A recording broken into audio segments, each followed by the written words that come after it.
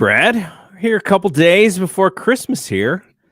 One of your favorite seasons. How's it going in the That's Evans right. household? It's going good. It's hectic per usual. When you have a large Spanish family and a large Italian family, there's always a lot of getting ready and everything. And then both moms had surgeries this the past couple of months, so we're hosting Christmas Eve here, and then the next day we will swap out dishes and everything else, and we'll do Christmas Day here for the other side of the family. Uh, so yeah, a lot of craziness, a lot of running around, but we like it. We're having a good time. We still are fitting in Elf. Tonight, I'm going to fit in Christmas go. Vacation. Yeah, so I better pop that on while I'm wrapping some gifts tonight. So yeah, we're getting there, man. How about you guys?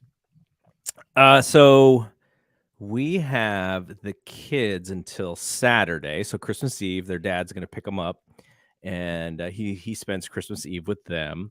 Then I'm going to go to see my kids, and we're going to go to my ex's house for her family's party. So me and Crystal, and then on Sunday, my stepkids come back with their dad, and we do Christmas there.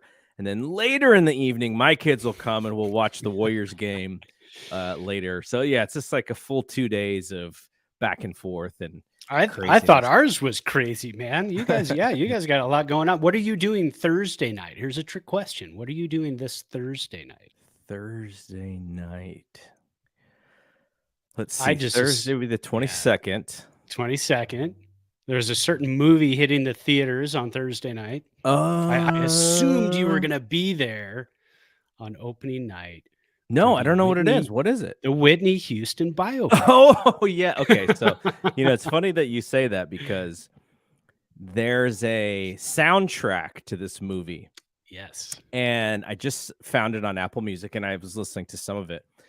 And they take some of her songs and they're like doing like dance remixes of them. And then there's more conventional stuff. And then there's also old stuff that is not easily found. And I was just sitting there thinking like, man, they're really going big with this soundtrack because I don't know about this movie. Like, have you seen any of the trailers for it?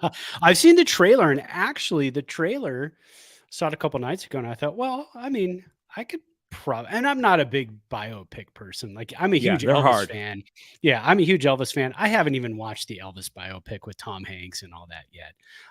It's just generally it's not my thing. But I saw that and I go, oh, I think I could handle that. I mean, it didn't look that bad. The actress who plays Whitney Houston looks very much like Whitney Houston, so you probably get immersed in the in the realness of it. But I thought it looked kind of cool. I'm not a huge Whitney fan. I like some of her music, and some of her dance remixes actually show up on Apple Fitness Plus when I'm doing some of my workouts. All of a sudden I'll hear a song and I go, oh, that sounds familiar, and it's like a big dance remix of a Whitney Houston song. So funny you say that about the soundtrack. I'm gonna have to look into that because those were some cool jams to work out to. But yeah, I don't know. I think I'll probably check it out. But again, I have a line of like 8 other biopics I still have to get. Wait, so okay, actually, let me ask this question, but then I'm going to get to the next one. Since we brought up movies, and look, there's going to be a lot. There's going to be stuff that you and I are going to talk about that are Giants related, but it's not like we are chock full. Like all the stuff has been done, and there's just some concern over a young man named Carlos Correa and why his press conference was canceled today. We'll talk about that in a second. Yeah, but okay, the biopic thing. Going back to that. I saw the Freddie Mercury one. Did you like that? I have not seen it. Okay. So like I told you, there's so many that like I've never even seen 42. I haven't seen 42 yet. And that's a bad baseball fan right there. I have not seen 42. 42 was good, but it was Disney, right? So it wasn't like the real story. So okay, so and Chadwick Boseman, right? Yeah, Chadwick was and I love him. I think he's fantastic. So yeah. Okay, so the problem with the Freddie Mercury movie to me is that it seemed like the goal of the director was to recreate the performances, right? Like the giant performances Wembley Stadium, all that stuff, right? Yeah. And I think they did that really well. Oh, yeah, it was excellent. Awesome. Now, listening to Queen music in the theater is cool, right? Yes. Blasting in the theater, very cool. But guess what? I could go on YouTube and I could watch those performances in real life. Yes. The stuff that I can't watch is the stuff that I don't know about. Yeah. And that's the stuff that I don't think that because it was all about recreating these things that we already knew. And I wanted more story. I wanted more about him, more about the woman that he was with early, more about and like the timelines of things, like when he was HIV positive compared to when Queen got back to, like, there was like irregularities in the timeline. Wow. Now I'll go to another one. There was a bio on Tupac called All Eyes on Me. I think that's what it was called. My problem was that they went to so much effort to recreate the music videos with the actor playing Tupac. And I was like, I've seen these videos 100 times. I don't need to see them anymore in an acted version of a music video. I want the story. I want to know about his mom. So that is my main problem with biopics. Now, with the Whitney Houston one, my main problem is that they're not going to tell the real story, because so there was this fallacy about her life, especially when Bobby Brown comes into the picture, because I don't know how many people I've heard say, oh, if it wasn't for that Bobby Brown, Whitney Houston wouldn't have gone off the deep end like she did. No. And the real story is that she and her brothers were even harder partiers than Bobby. And you could argue that if Bobby didn't meet Whitney, he may not have gone into some of the issues that he had. Like, she was very clearly the one who had more issues than he did when they met. Now, when they were together, it was a different story. So that's the kind of stuff where I'm just like, I know the story and I don't want the nice version of Whitney. There's some stuff about her sexuality that I want to see if they go into. I'm going to guess not, but who knows? Maybe they will, and I'll be totally surprised and totally happy and want to see it. But yeah, so those are my worries about it. But yeah, and that makes sense, because like when and especially when you talk about like recreating the music videos, and see, we know those. I mean, if you're a fan, you've seen these music videos, and I think they did a really good job in Straight Outta Compton, I think, of NWA. They didn't go into, they didn't go like, here's a music video and we're going to play you now a whole song. Like, no, we know all of the songs, and we've seen the videos, and we know all of that stuff. Give us the background, the record contracts, and everything. And they went into all of that, and that was great. I could watch that movie again. I like. Yeah, that was a really good one, and I would say that is one that was done right. And also, NWA, as big of a hip hop group as they were still not, as that story was still not as well known as some of these other stories were. So they you were able to kind of learn some stuff.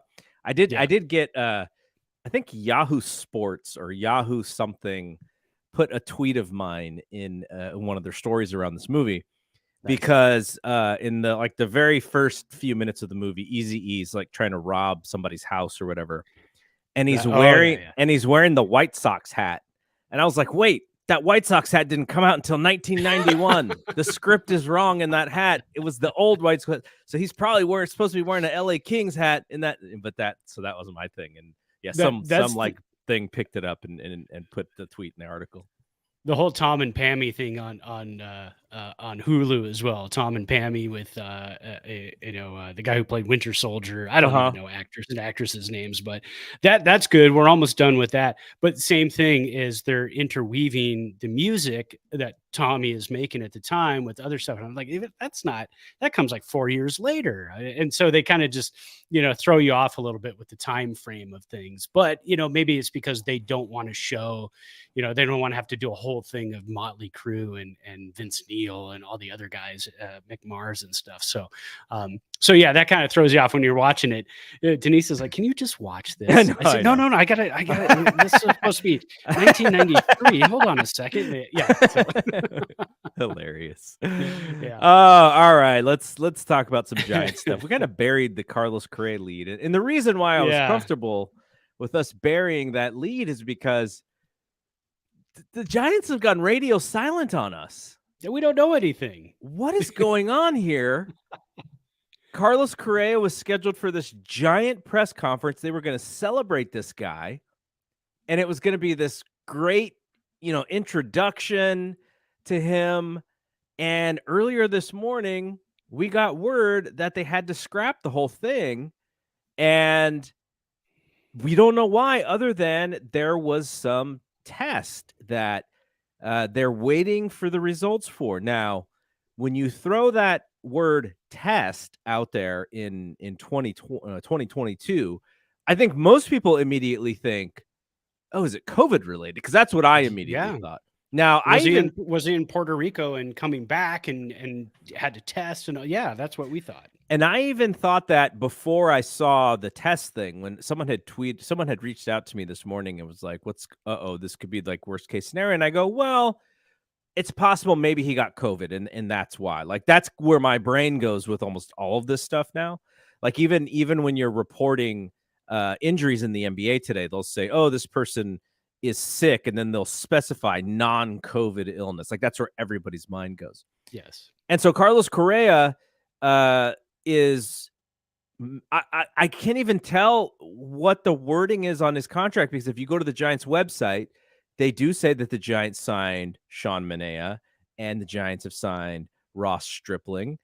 There's no mention of coming to terms with Carlos Correa yet, and it is because of whatever this is that is the holdup, whether it is a physical, whether it is they found something in his physical that they didn't like, and maybe they have to rework some details of the contract around.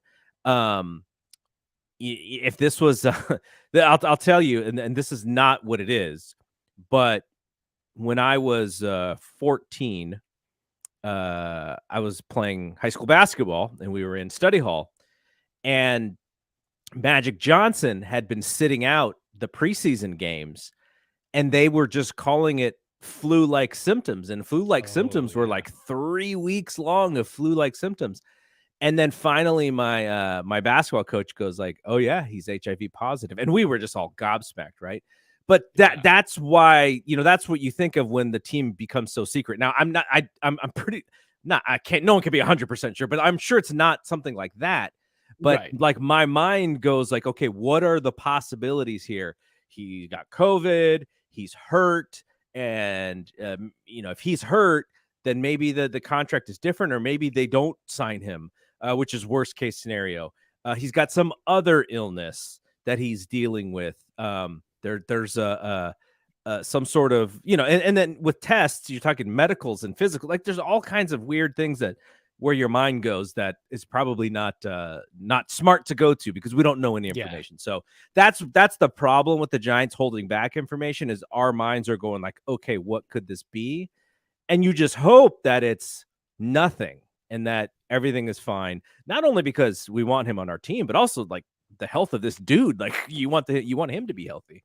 Yeah, and so my mind goes to things more like, and we know he has back issues, but somebody tweeted today, I think it was Susan Slesser, that said it's not a back issue, and they kind of ruled that out. The Twins also know his medicals well, and supposedly they were in on him, right? They were trying to re-sign him. So if that was the case, then it probably, they probably wouldn't have been going so hard at him. Yeah, and so it could be. I mean, could it be a heart issue, an undiscovered heart issue? I mean, there's a million things it could be.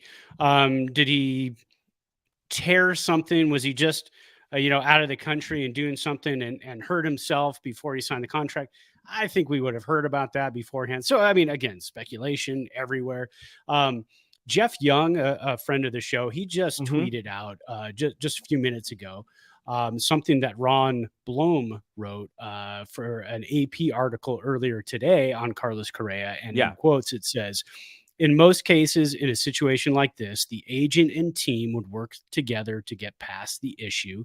He wouldn't go out and open up the marketplace again, absent exhausting trying to resolve this. So I see a lot of tweets on there like, oh, we we had Aaron Judge for 7 minutes and we had Carlos Correa for 6 days. Yeah. But I mean, it would take something absolutely catastrophic to the health Yes. and well-being of Carlos Correa for this deal to go away at this point. And Yes. obviously we hope he's fine. Yeah. If he's got a tweaked knee or something, they're still probably going to just, hey, let's make sure the knee is good, nothing's torn, blah blah blah, move on. Okay, 2 days later we're going to do the big reveal, we're going to do the sign and all that. So I'm not too terribly worried, but like you said, the radio silence from the Giants brass is a little deafening at this point. It's we'd like to know what's going on. If it's a tweaked knee, man, we may need to check his birth certificate because I went for a walk today. Oh no! And there's something going on with my left knee. It stiffened up on me. It tried to lock a couple times. I was bending it. There's something going on with it. So he may be older than we realize. We can't have you coming up here to Reno in the winter because we still have ice on the sidewalks, and I don't need you. Oh, I would bail. I would fall so fast. Yeah, we don't need you tearing both knees and having to, dig into your hip and then grab some ligaments and replace your knees and all that good stuff. So, yeah. All right. So let's actually go back a little bit because as sometimes happens is news breaks like right after we record. Of course. And, Correa was on our radar after Judge. Now, I saw others who actually preferred him to Judge just because of his age and his position. I will not say that. I think we were probably Judge 1. And I know you even had, I think Bogart's ahead of Correa on your wish list. I had Correa as number 2. But, in the top 3 or 4 of the people that we wanted the Giants to sign, and they got him. And so, as much as we were, and I'll have a little bit more on this Judge thing, we are going to do one more Judge report because of that Buster Olney piece. And you and I have talked about it a little bit, but I've been thinking a lot about it just because of how the things had happened. And probably, if John Heyman didn't tweet what he did, I probably wouldn't even care anymore. But there was something to that tweet, and that's kind of what I'm intrigued about. But anyway, we got the guy, right? Whether he was probably second on their list, I would guess based on how we saw it. But we got a guy, we got one of the biggest catches in the offseason, and that has to mean something for a team who is so used to coming in second place on these guys. Carlos Correa may not be the game changer that Bryce Harper is, but he may be that consistent piece up the middle to sort of extend from when B-Craw comes in 2011, maybe through 2030, we just have a shortstop who's just an ace, in that lineup every day or just about every day. And that's going to be 20 years of consistency, or maybe by 2028, Correa is playing third or he's whatever, but still, like, that's a good longevity there. And what is a really good position for them to shore up, I thought. Yeah, absolutely. I mean, he's basically Brandon Crawford in his prime, but a better hitter. And then, so that's what you're getting with Correa. Injury history, he's only played more than 110 games twice, right, in his career. So that's a little troubling. And then to throw gasoline on the fire, we have today, where there's something in his medical history that they want to just double check on. But again, we don't even know 100% if that's truth, if that's what's holding this up. We've just seen bits and pieces. I don't know if it's even been confirmed. I think it was an anonymous person from the Giants camp that said that there was a medical issue. But again, how much do we really know? We haven't seen a confirmation from the Giants yet on that. Right. But yeah, I mean, Correa is one of those guys. I mean, we haven't seen post-COVID. This is the only sports league that is giving out contracts with not just a Brinks truck, but 2 Brinks trucks. I mean, we're seeing 13-year deals and 11-year deals and 9-year deals. We haven't seen that in baseball other than Bryce Harper. I mean, it just didn't happen. But all of a sudden, here we are post-COVID. So the Giants losing out on Judge. they had to do something. I talked to a Giants buddy who plays in our fantasy football and our fantasy baseball leagues, and I saw him at work the other day, and he said, "What do you think of Correa?" I said, "Well, that's what they had to do. They had to go 13. They had to bring the number down also to a respectable 27 million a year, and so they had to say, look, we've got to do this. It's going to be a long contract." And he said, "But 41 years old." I said, "Well, if we didn't give it to him, somebody else was going to." So that you kind of have to look at it that way from a Giants perspective. And also per Jeff Young, as you see, we read a lot of Jeff Young. We follow a lot of the people who are on our show because we like them. Yeah. But he said after 2024, the Giants are only going to have 47 million in guaranteed salaries. So if you think we're giving Correa too much money, there's plenty of money to give out after the 2024 season, and it could even be. It could even be a really good number after the 2023 season, because the Manaea deal is, if he pitches well, it's a 1-year deal. Ross Stripling, if he pitches well, it's a 1-year deal. So they could both be off the books after 2023. It's a move they had to make. They had to make it. And who's to say he wasn't their number one choice? But Boris said, "I want to see what happens with Judge first. Right. And then we'll go ahead and talk contracts," which he very well could have, because he knew it was, Judge 1, Correa 2 in all of Major League Baseball. And then also just kind of went back and forth as you looked at different magazines and stuff. Magazines. Who reads magazines? Websites. Come on. There you go. Okay, so what did you think of Brandon Crawford's response to the idea that he will more than likely have to play a new position for the majority of his games this year? It's exactly what I expected. I mean, Brandon Crawford is a team player. He knows he's in San Francisco for one more year. He knows that the new kid is here to play shortstop. He's got youth. He's got a platinum glove. Brandon Crawford is not one to shy away from a challenge. So if they say, "We want you to split time at short and third, and be a team player and do this for the good of the team, and we want to win some ball games next year," he is not the type of person who's going to tell you absolutely not going to do it. Same with Buster Posey. If they would have said, "Look, we're going to split you first base catcher," which they did earlier in his career, he had no problem with it. That's just something you do if you're going to win ball games, and then they go on and win 3 championships. That's just what you have to do. So I did not expect it to be a problem. I thought it was weird at the beginning when we first heard reports that maybe they're going to have Correa play third for the first year. That's you don't give them that kind of money to play third base when you have other third basemen. So. Yeah, I mean, if Crawford was in his 32 year versus his what is he, 35 now? 35, like yeah. Then maybe you do the Jeter and A-Rod thing where he plays there for a little bit longer. But I feel like, and maybe this is just because I played middle infield in when I was growing up, I feel like the transition from short to second would be better for him rather than short to third, because his ability to read the ball up the middle, I feel, will help him make that transition versus the hot corner, which is a little bit of a different mentality. Like, I didn't hate playing third base when I was growing up, but it's a different type of infield. Like, you don't get any reaction time really to make plays, and your decision making has to be immediate. Whereas when you play middle infield, you can read things and you can communicate with the shortstop a lot better about positioning. And I feel like that would help as well. And maybe they don't want to move Tyro, which I get, but I just feel like, man, him and Correa up the middle, there'll be no baseballs that go through there. Like, it feels like that would be the way to go, but I keep hearing third base, like you said. Yeah, well, I'll tell everybody right now, go to YouTube. When you're done listening to the show, don't go now. Afterwards, go to YouTube, look up Carlos Correa defensive highlights 2022.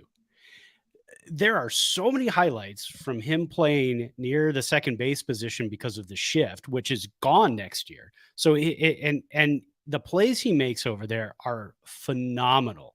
So to say that he could shift to second base is not off at all, because he easily could. When you watch that highlight package, I think half of the plays that he makes are from the second base position or right behind the bag. And he's going to his right and turning and making the throw to first base. So he can absolutely do it. And I envisioned that when they signed him too. I thought there's going to be games where maybe you have him at second, you have Crawford at short, because you've got, Logan Webb on the mound, and you really want to he's going to get you a lot of ground balls. And if it's a team that hits it back up the middle, there you go. That's how you're going to position it. The Giants, you know how they are. They're going to sabermetrics the crap out of this infield positioning, especially with no shift this year. They're really going to put guys in positions to make plays. So I wouldn't be shocked at all to see Brandon Crawford at short and Carlos Correa at second base for quite a few games.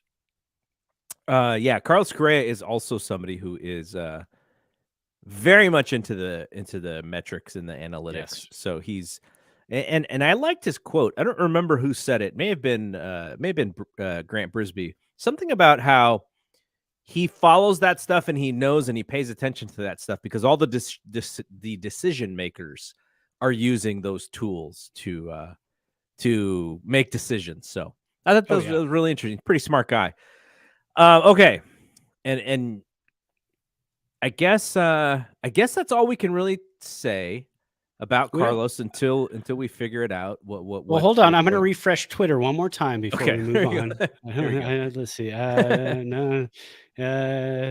Still. Yeah. No. Nothing. Yeah. Nothing unless you're an A's fan, and the A's signed right-hander Drew Rosinski to. There you go. 34-year-old right-hander. Yes, the old quadruple A's. Spent his past 4 years in Korea. A's is a big off season for them. Oh yeah. Okay, so poor A's. I know.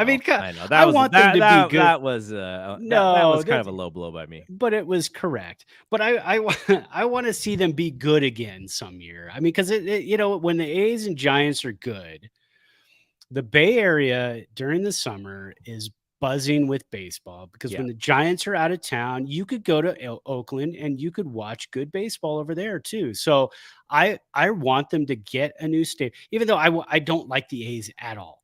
Yeah, I want them to get that new stadium by the water, and I want them to spend money, and I want them to get good players. Yeah, I mean, it's fun. It's good for baseball. It's good for Bay Area baseball. So. No, I 100% agree with you. Yeah. Okay, so I guess let's should we go to the judge report, to the last ever judge report? There we go. I think we should do that, and then we'll go into the Stripling and the Rodon to the Yankees thing. Okay, so let's talk about. Actually, you know what? I'm just gonna have to do it. I'm just gonna have to do it.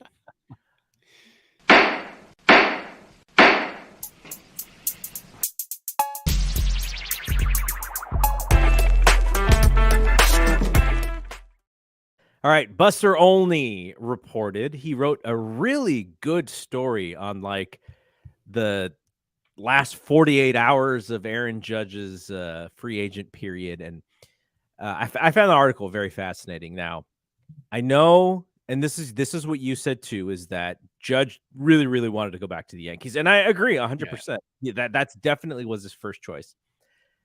But in negotiation, the Giants go into negotiation knowing that, and knowing that they're going to have to win the deal. Like, that's just, they're going to have to basically give more than the Yankees would have to give in order to get him. How much do you really love the Yankees, Aaron? Is it enough to, I don't know, say no to $60 million extra dollars? It would have been one of those things. So the piece of the reporting that I thought was really interesting is Hal Steinbrenner was in Italy, and I don't know, I'm sure it was Cashman and the agents, and I don't know how much communication there was between Cashman and Steinbrenner, but supposedly Boone had to call Hal Steinbrenner because he saw the John Heyman tweet that the Giants were going to get Judge. And Farhan Zaidi reached out to Heyman to say, no, that is there's no deal. And so that tweet prompted Boone to call Hal Steinbrenner to say, Hal, you need to have a conversation with this guy. You really need to see what it's going to take to keep him. So Boone calls Judge. I think Boone called Judge and was like, you still want to be here, right? And Judge is like, yeah. And he's like, okay. So Judge called Hal. And Hal said, okay, what are the Giants offering? And I think he gave the number. And then he said, okay, we'll match. And then it was done deal. Now, he obviously wanted to be there, of course. But what if the Giants number was 400? And what if Aaron Judge goes, the Giants are at 400. And Hal's like, we were at 320. Like, can we meet halfway at 360? And Aaron Judge is like, I don't want to leave money on the table. And Hal's like, all right, I'm going to go back to my vacation. Like, that could have happened. Like, in some ulterior universe, that could have happened. Yeah. And so I'm happy with what the Giants did. I'm happy that Aaron Judge is happy. Not as happy that Carlos Rodon is going to wear pinstripes, but at least he's out of the National League. He's not wearing Dodger blue. Yes. So that's fine. But, there is that piece of me where I was like, you guys had to go higher than the other team was going to go. And maybe they didn't want Judge as badly as, maybe they would have taken him at that, but they wouldn't have taken him at more. And that's totally fine. Giants had to make that decision as well. We got Correa, but that was like, I just thought that whole thing was fascinating about, you would think the owner is like, no, like, this is the free agent period. I got to be available for my guys. And he's like, nope, Italy, I'm on vacation. You guys deal with this stuff. Because you see the Mets owners like involved in like every bit of these deals, right? And I don't know. I found that whole story very fascinating. I still think it's funny that Hal was on vacation in Italy when their number one target was still out there. I get vacations. I mean, exactly. Because sometimes your wife is like, we are going on vacation. And exactly. Like, okay, exactly. We're going on vacation. But and my question is, did the Giants, was that their final offer? I don't know if we've ever sound like it. It didn't. So why weren't they then when the Yankees, again, the only reason is because I know the answer, because Judge wanted to be a Yankee. Yeah. But at that point, if they matched it and he was really about the money, I think he would have gone back to the Giants and said, Yankees matched it, got that 9 years, right? He ended up getting the 9 years. Got that 9th year, matched your 360. You guys have anything to say? But I don't think that ever happened. I think it doesn't sound like it. Yeah. It just kind of feels like it was the Giants are going, balls to the wall here. Are you guys willing to? And they're like, yeah, let's do it. Okay, cool. And it's a done deal. And that was it. No call back to the Giants, which is a little bit, I feel, is a little bit of a slap in the face. I know Zaidi is being very, very political, and I appreciate that, and I understand that, by saying that he doesn't feel like they were used for leverage. Yeah. And he has to say that, because you have to also keep good face with the agents. You have to keep good face with the Yankees organization, because if you want to make a trade with them at some point, you can't slander them now. Yes. So obviously, he's going to say all of that stuff. We all know it was a slap in the face. It was I got what I wanted from the Yankees. Thank you very much. Adios. We'll see you. But again, if the Giants' final offer, like you said, was $400 million, 9 years, would the Yankees have boned up and matched it? And if they would have gone as high as, well, we can go 360, 9 years, would he have taken that Yankees offer and left money on the table, like you said? I'm leaning towards yes. I'm leaning towards he would have said, really, really want to be a Yankee. I think I'm just going to take this deal. it's kind of in my target price of where I was going to settle at. So I'll take it. So a bit frustrating, but it happened. Yeah, and ultimately, I think you want the guy who wants to be here, and at least we hope, because we still have that issue going on with the medicals. But I'm going to refresh Twitter.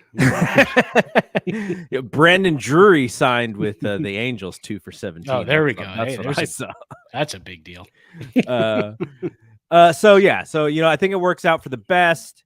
You hope that Aaron Judge, has a good career and that he plays well, but he is still dead to me. All right. Yeah. I hope he's extremely healthy, and I hope he hits one home run. 600 at bats a year for the next 9 years, but only one home run a season. Oh man. But stays healthy, very healthy. Yeah. There you go. All right. What are you drinking there tonight? So I hadn't bought anything from Total Wine in a long time. So the other day we found out we had free shipping or free delivery. So like what we like to do, because sometimes we're lazy and I don't like to go, especially don't like to go to many stores during the holiday season if I can avoid it. Yeah, it's packed, it's cold. Yeah. So here's a fun story.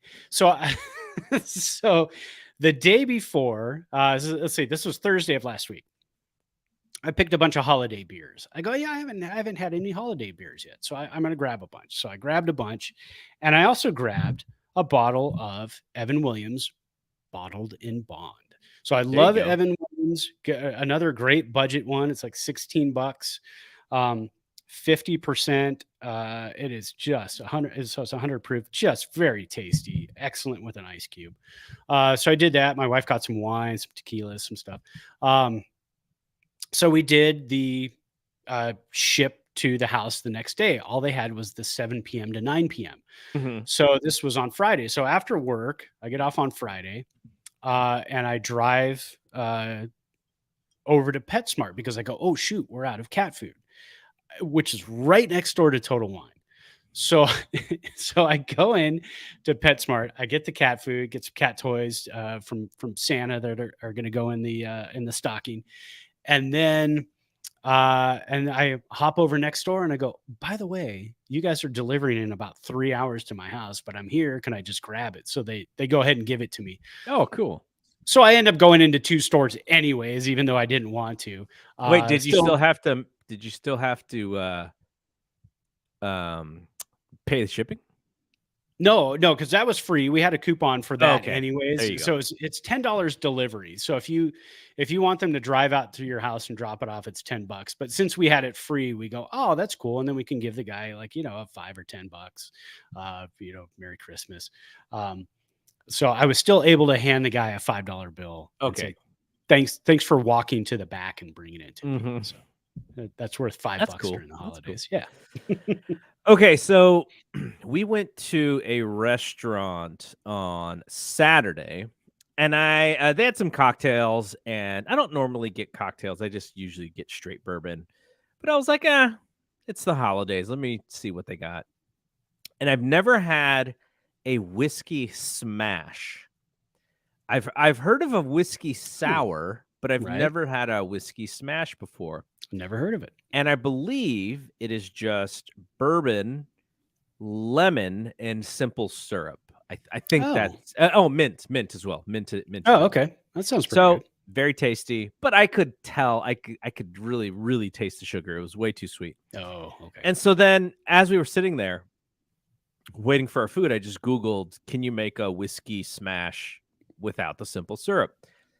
Not really. Like there was no real recipes for it, but as an alternative, what I learned is that some people drink bourbon with ginger ale mixed. Yes, I do that.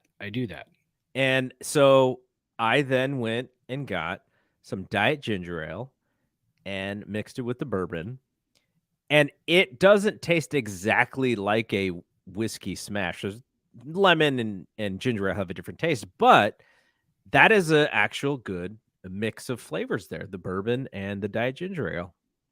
Yeah, I get the Trader Joe's brand bourbon, and it's it's pretty tasty. It's not fantastic by itself, but that's what I use to throw a shot into my Zevia ginger ales Yeah. during the summer. But, as soon as the Giants game starts, I'll pour one of those. I can sip on that sucker for like hour and a half. But by the time I'm done drinking it, and it's very good. I like that. So Awesome. Okay. So let's finish off this show with just a couple more topics here. Mhm. And Ross Stripling, who the Giants signed to just the same deal that they signed Sean Manaea to, they are like the opposite kind of pitchers. Yeah. Ross Stripling is all about control, control, control. Though he doesn't really miss bats, Manaea has control problems, but if his stuff is good, then he'll miss more bats. Almost like you put them together and they're kind of like maybe the one pitcher that you want. But as back end of the rotation guys, what do you think about Stripling and Manaea together as filling out your 5 or 6 man rotation there? Yeah, I'm definitely good with this. Obviously, we would have loved Correa. Or sorry, we still would love Correa. We would have loved Rodon, Ron Carlos, but he didn't get a 7-year deal though. He didn't get 7. And when I saw the deal that he got, I thought, I think we could have done that. But that's neither here nor there. We have Manaea, we have Stripling, we have Webb, we have Wood, DeSclafani. Who am I missing? I think I'm missing somebody. Cobb. Did you say Cobb? And Cobb. So I like our rotation, especially because we have a lot of ground ball guys. Stripling is one of those guys that I know he's 33 years old, but I was personally shocked that he got the same deal that Manaea got, because I think Stripling, I would have been fine if they would have said 2-year deal, 30 million, done, locked up, no option out after first year. Because again, Stripling has the history with Kapler. Wood was a teammate of his. Zadie was over with the Dodgers when he was there. So he has that history. He knows the situation. He knows what the Giants are going to do. Grant Brisbee wrote a nice article about this signing, talked about how Stripling talks about pitching to quadrants. I mean, when we're talking like, sabermetrics and we're talking, full on analytics, we talk quadrants, right? That's nerd. That's what we talk. We don't talk about high in the zone or, low and away. No, we talk about quadrants. So I'm happy about that situation, that he's fully engulfed in that and knows that well. Manaea is the only question mark, but again, if they're stuck at 25 million for 2 years because he has a bad year this year, and then again he's off the books when 2024 rolls around, or sorry, when 2025 rolls around, it doesn't hurt you. It's not a situation where you say, well, we threw out a contract of 4 years to Manaea because he was really good 3 years ago. I'm happy that the Giants are not that organization. But then I started thinking, I want to ask you this question. Mm-hmm. As I'm reading these and I'm watching these deals come in over the past couple of weeks, if this is working, which people say it's working because it's turning pitchers' careers around, getting them healthy again, but we're not signing them in Gausman and Rodon. Let's say hypothetically the Giants do that this year and win the World Series. Yes, it worked, but how do you strike lightning in the same place twice again the next season? Because those pitchers were obviously good.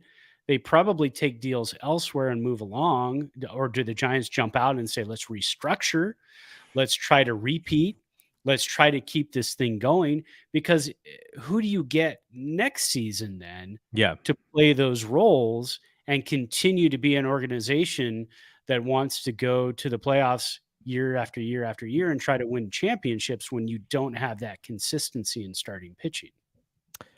That's one of those things where you're like, okay, we'll deal with it when we get there. Right now, they had a little bit of it in, 107 wins, and then Gausman seemed like he was very interested in coming back, and the Giants didn't even make him an offer. Because it's not what they do. They don't. Right. They're like 5 years. No, we just don't do that. Right. They don't want dead money in pitching. Obviously we're fine with a little bit of dead money on the offensive side of things, because when you look at it, there are players in the minors that might be able to come up and do that. Tommy La Stella is the perfect example. He just did not pan out at all. But there's Tyra Estrada ready to step in and play the role of the second baseman. And then all of a sudden, year after year, get better and better and better. So you can always, with pitching, that's hard to do. You can look at your minor league pitching, but you could say, well, we have Kyle Harrison. Let's just bring him up. Well, then if he has a rocky 2 starts, then where are you at? That's a big chunk of what you're expecting of the guy for the rest of the season. So pitching's a little more difficult. Yeah. So I think the thing that I would be, okay, what do you do when Logan Webb is an unrestricted free agent? Now, luckily for us, the Giants have him.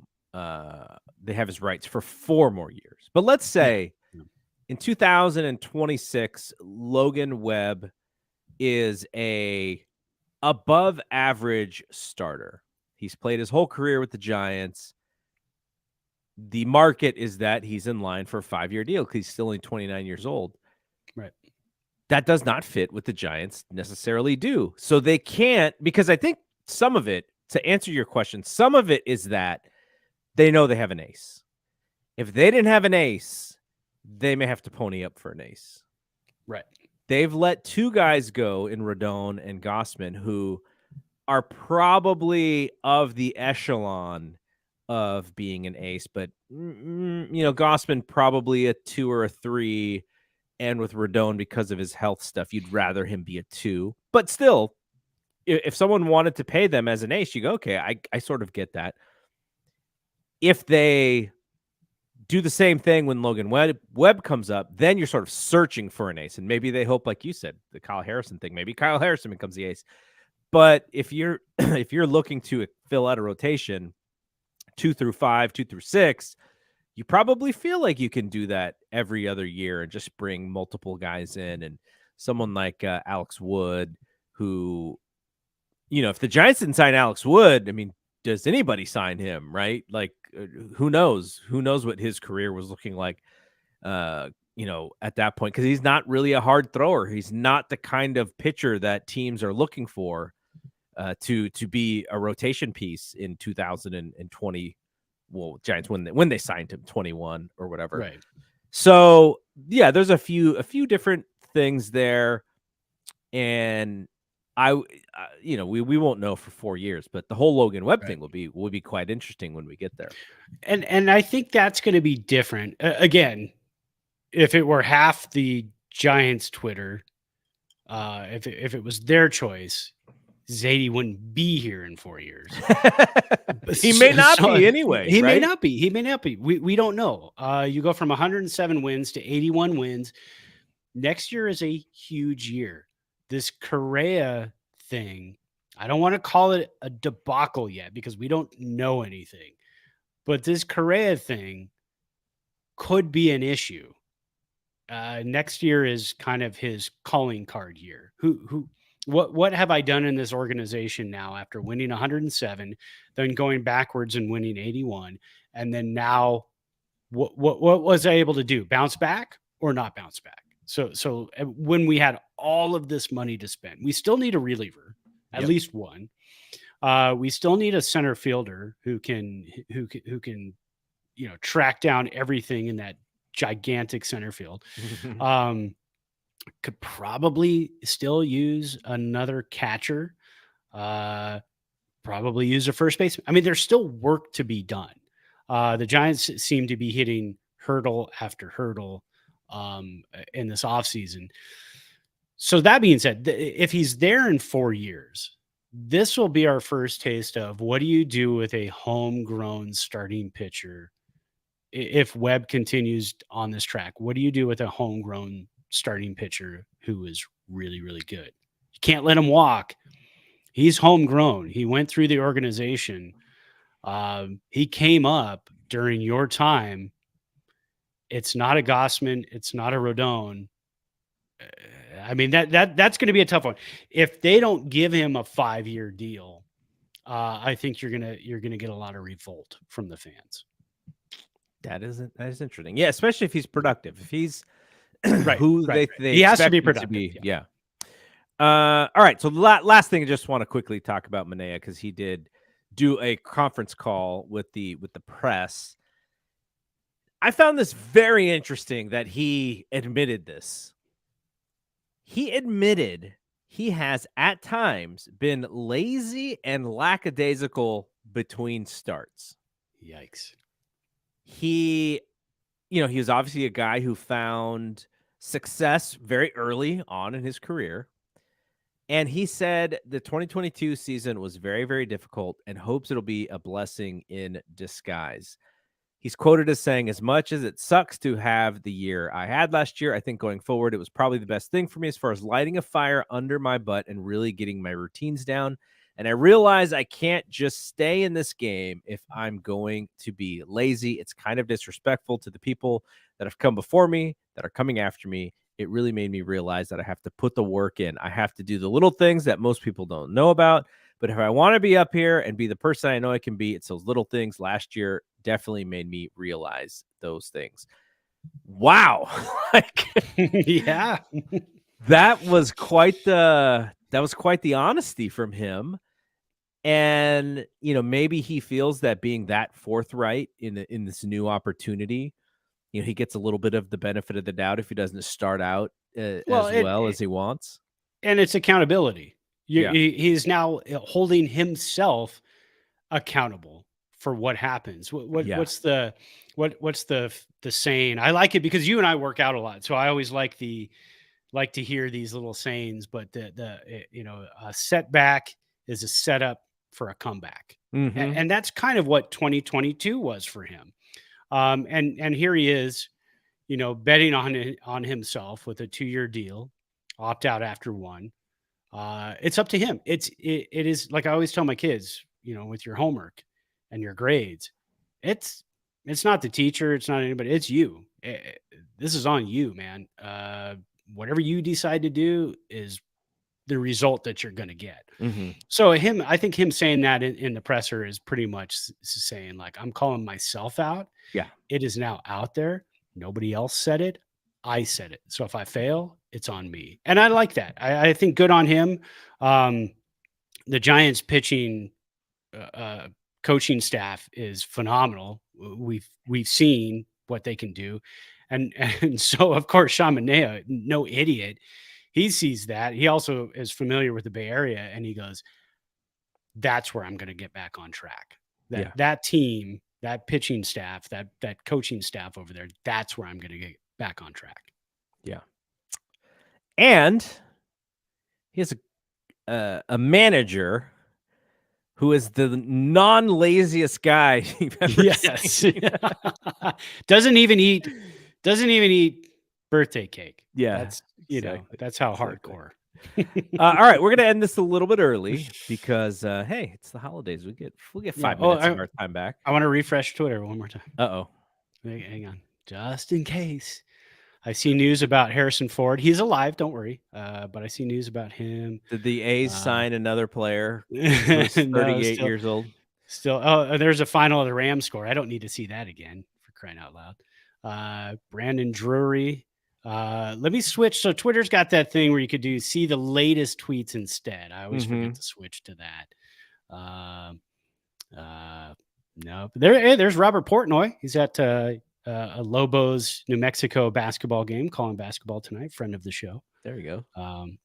But no, sir. Not Brandon Drury. That's all we got.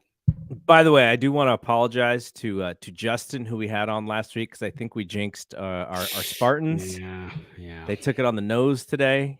They got beat pretty badly, I would say, by Eastern Michigan. So unfortunate, but hey, it's if you can get back to the bowls, 2 out of 3 years, I think the program is on the up and up. And next year, just get there and win one next year. Well, and so Coach Brennan did a great job. So he's 0-2 in bowl games. That's fine. He's gotten there.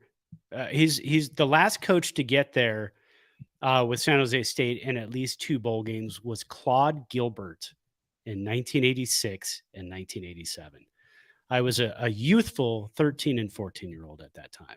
So that should tell you. It's been a long time. So we appreciate everything Coach Brennan has done for the program. Yeah, for sure. Okay, next week, we are going to probably come back on Tuesday again, just because, Monday after Christmas, people have day off, and we want to make sure that, we're spending time with our families as well. But we're going to try and come back on Tuesday. And if all things work out, we are going to interview a Giants fan who was written up in The Athletic by Dan Brown about being so his goal was to get every autograph in the 1979 San Francisco Giants media guide. And he's got like a little movie called The Adventures of the Superfan on Vimeo, and his name, I'm not sure if I'm pronouncing this correctly, but Charles Frakia or Frakia, and he reached out to us, and he wanted to come on, and I think it's a cool story. And being that it is the week after Christmas, I don't imagine tons of news is going to be on. We thought it'd be a good time to hear some stories, because Brad and I have talked about it. Like the 70s are like really our blind spot when it comes to Giants baseball. So this is his time. So trying to work it out for next Tuesday. So if we can do it, he will be on with us, but we will still do a show. I don't like going dark. So, we want to keep this consistency so that people can rely on us to get their Giants baseball talk. All right. We're like Cal Ripken. Yeah. We're like the Cal Ripken of the podcasting, right? Exactly. The podcasting world. So, some quick names from 79, because it's just always fun to look at. Greg Minton, Vida Blue, Mike Sadek, Darrell Evans, Johnny LeMaster, Bill Madlock. My first favorite player of all time, Jack Clark. There you go. Mine was Darrell Evans. That was my guy because the same last name. So I thought that was my uncle. Yeah, I was like, maybe I know that guy. Yeah. So we'll talk about it. The late 70s Giants, they had a couple of good teams, and even into the early 80s, and then they had some really bad teams. But all right, so we'll be back next week. Happy holidays to everybody. For Brad, I am Garrett. See you when we see you. Peace out. Peace.